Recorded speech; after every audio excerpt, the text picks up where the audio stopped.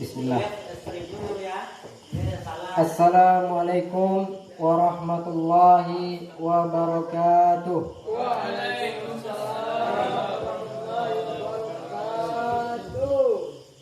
Alhamdulillah, wassalatu wassalamu ala rasulillah wa ala alihi wa sahbihi wa man wala. Ashhadu an la ilaha illallah wahdahu la syarika lah, wa ashhadu anna Muhammadan abduhu wa rasuluhu la nabiyya ba'dah. Amma ba'du. Kembali kita bersyukur kepada Allah tabaraka wa taala atas segala limpahan rahmat dan karunia-Nya kepada kita semua. Di antara nikmat Allah yang paling agung yang Allah curahkan kepada kita pada malam hari ini, yaitunya dipertemukannya kita dengan bulan Ramadan. Laka darullah, semoga tidak Allah takdirkan, semoga kita masih berjumpa lagi di bulan Ramadan yang berikutnya. Amin ya rabbal alamin.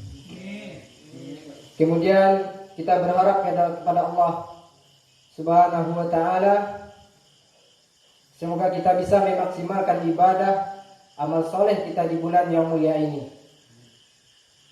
Karena kalau bukan karena pertolongan Allah, kita tidak akan keluar dari bulan Ramadan ini dalam kondisi diampuninya dosa-dosa kita.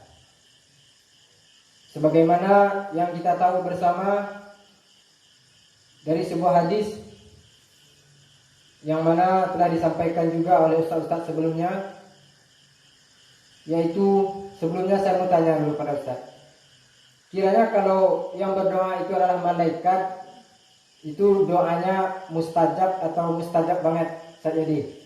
Pasti mustajab banget kan? Karena yang berdoa adalah khairul malaikah. Ya Allah katakan innahu laqaulu rasulin karim dzi quwwatin inda zil arsy makin. Ya, dia memiliki kedudukan yang tinggi di sisi arsy Allah. Ya. Yang berdoa adalah khairul malaikah, rajanya malaikat. Yang mengaminkannya adalah khairul anbiya, ya, raja atau pemimpin dari para nabi. Jibril berdoa, dan ini menjadi inti dari materi kita pada malam hari ini. Ya, Jibril berdoa, man dakhala alaihi ramadan tsumma salah falam yaghfar lahu fadakhala an-nar wa ba'dah faqul amin faqultu amin. Jibril berdoa, bagi siapa saja yang masuk bagi dia bulan Ramadan, kemudian Ramadan itu salah berlalu dan dia dalam kondisi tidak diampuni dosanya oleh Allah Subhanahu wa taala, maka kata Jibril, semoga orang tersebut dimasukkan ke dalam neraka jahanam dan dijauhkan dari rahmat Allah, yaitu surga. Bilang amin Muhammad, kata Jibril. Maka Nabi kita yang mulia mengatakan amin. Kemudian yang kedua, doa Jibril yang kedua, sebagaimana yang kita tahu, sebagaimana siapa yang mendapati kedua orang tua atau salah satu dari mereka kemudian dia tidak berbakti, semoga dia dimasukkan ke dalam jahanam dan dijauhkan dari rahmat. Dan yang ketiga, bagi siapa yang mendengar namamu disebut wahai Muhammad, kemudian lantas orang itu mingkem, enggak berselawat kepadamu, maka semoga orang tersebut dimasukkan ke dalam jahanam dan dijauhkan dari rahmat Allah. Kemudian di antara nikmat Allah yang kita dapatkan, yang belum tentu didapatkan oleh kaum muslimin lainnya, yaitu masih bisa kita menghadiri majelis ilmu ini, yaitunya bisa menghadiri majelis-majelis yang kita sebut nama Allah di dalamnya. Dan yang kita tahu bersama, sebagaimana kaum muslimin pada saat ini, pada pandemi global ini, tidak dapat melaksanakan sholat tarawih atau bahkan tidak ada kajian-kajian majelis ilmu seputar Ramadan menjelang sholat tarawih. Maka dari itu keutamaan dari majelis ilmu ini juga lah, ya, itu banyak sekali dari perkataan ulama, keutamaan kita duduk di majelis ilmu ini. Salah satunya perkataan dari Atha bin Abi Rabah, sahabat yang, kalau sahabat tuh Sarento, Atha bin Abi Rabah itu kalau dia duduk di majelis matu apa tidak, saking hitamnya fisik beliau, karena Allah tidak memandang dari sisi fisik, ya, Allah memandang dari ketakwaan seseorang. Atha bin Abi Rabah yang pernah berkata, barang siapa yang sekali saja duduk di majelis ilmu, maka itu bisa menjadi sebab terhapusnya 70 majelis sia-sia yang dia pernah duduk di dalamnya. Ya, sekali saja kita duduk di majelis ilmu seperti sekarang ini, maka itu bisa menjadi sebab terhapusnya 70 majelis sia-sia yang kita pernah duduk di dalamnya. Majelis yang tidak pernah kita sebut nama Allah di dalamnya. Majelis yang tidak kita sebut sabda-sabda Rasulullah di dalamnya. Itu kita aman dari kita duduk di majelis ilmu. Dan ulama salaf juga pernah berkata, siapa yang tidak betah 1 jam saja duduk di majelis ilmu, maka siap-siap dia menjadi orang bodoh selama 1 tahun, atau bahkan sampai mati kalau tidak ada lagi menyampaikan. Ya, kenapa? Karena bisa jadi majelis kita yang 1 jam ini adalah ilmu yang disampaikan atau ilmu yang disampaikan belum pernah kita dengar sebelumnya. Yang kalau kita tidak sabar mendengarkan kajian tersebut, kita akan bodoh tentang perkara yang 1 jam tersebut. Kita akan bodoh tentangnya sampai kita mati,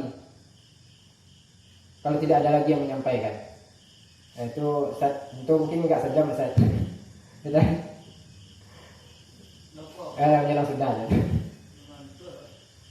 Kemudian salawat dan salam kepada junjungan alam Nabi Muhammad SAW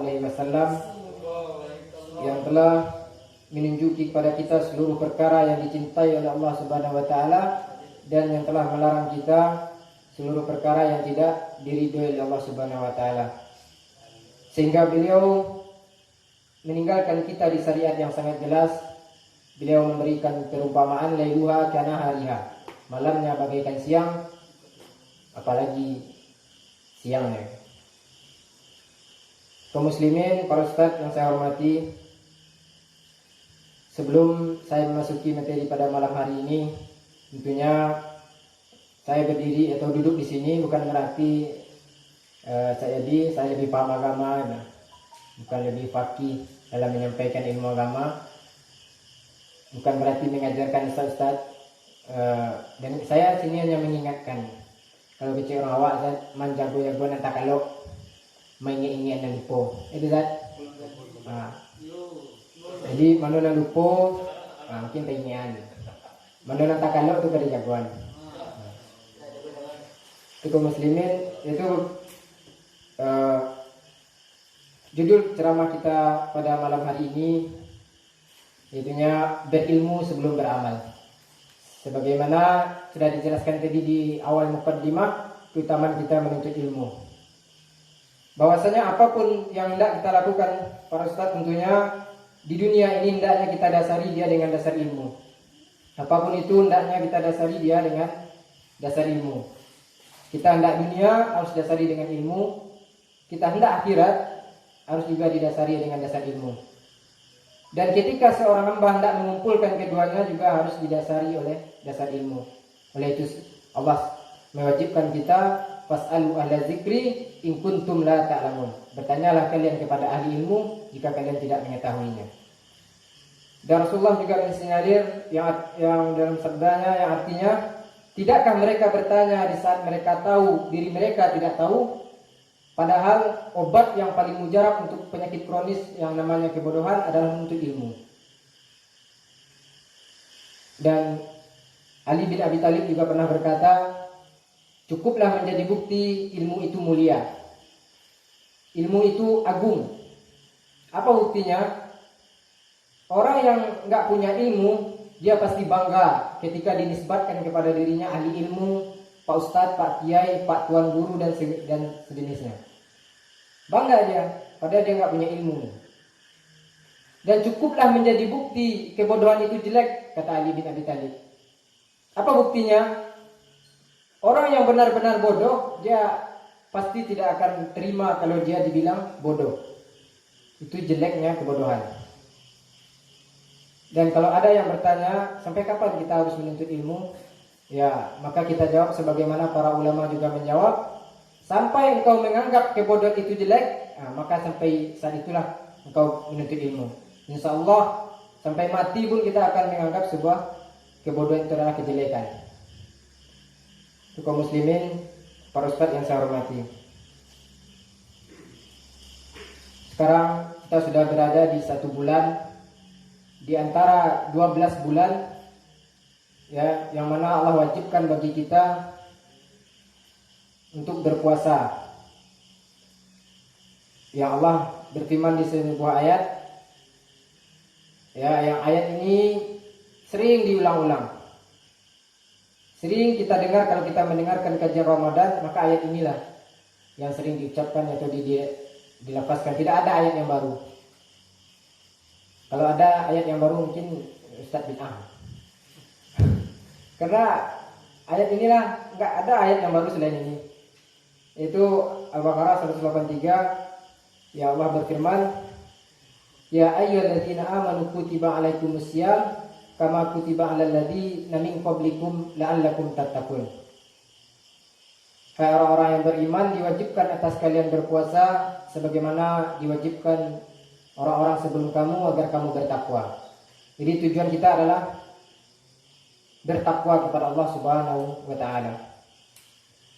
Kemudian para ustaz, judul beramal sebelum berilmu ini, saya juga ingin mengingatkan diri saya dan kepada kita semua bahwasanya Ibnu Qayyim Al-Jauziyah pernah berkata, bukanlah yang terpenting itu masalah beramal. Beramal itu penting, tapi itu bukan yang paling penting, kata beliau. Yang paling penting adalah menjaga amal tersebut supaya tidak rusak, karena ada yang perusak-perusak amal. Dan menjaga amal tersebut supaya tidak gugur karena ada penggugur amal. Atau bahkan amal itu selamat, akan tetapi kita transfer pahalanya kepada orang lain dengan cara menzolimi orang lain, menghibah orang lain. Makanya intinya jangan kita zolimi orang lain ketika amal tersebut sudah sesuai dengan ilmunya, sudah terbebas dari riya, sudah selamat amal tersebut, jangan sampai kita zolimi orang lain. Ya, karena Sufyan Ats-Tsauri juga pernah berkata, engkau bertemu dengan Rabbmu, dengan Allah, ya, membawa 70 dosa itu lebih ringan bagimu dibandingkan engkau membawa 1 dosa antara engkau dengan manusia. Kenapa? Karena sekalipun kita membawa 1000 dosa di hadapan Allah, asalnya Allah Maha Pengampun. Kalau kita bawa 1 dosa antara kita dengan hambanya, asalnya manusia pada hari di akhirat kelak dia tidak mau dinar dan dirham lagi. Jangan berharap kita akan dimaafkan. Satu-satunya cara adalah kita transfer pahala atau orang tersebut yang transfer dosa kepada kita, karena kita telah zolimi dia di dunia. Intinya jangan zolimi orang lain. Maka ini suatu perkara yang benar-benar kita perhatikan, apalagi terkala di bulan Ramadan. Karena sering sekali kaum muslimin yang mungkin atau nggak sampai ilmunya pada dia, di bulan Ramadan dia penuh dengan riya. Amalan bisa jadi hangus gara-gara statusnya.